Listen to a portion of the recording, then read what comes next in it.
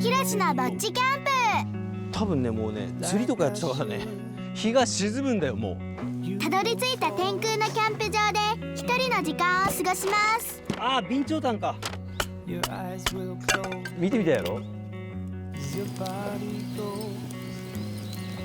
キンキンキンキンって言ってるでしょ。これ備長炭の音。12月28日夜10時放送。お楽しみに。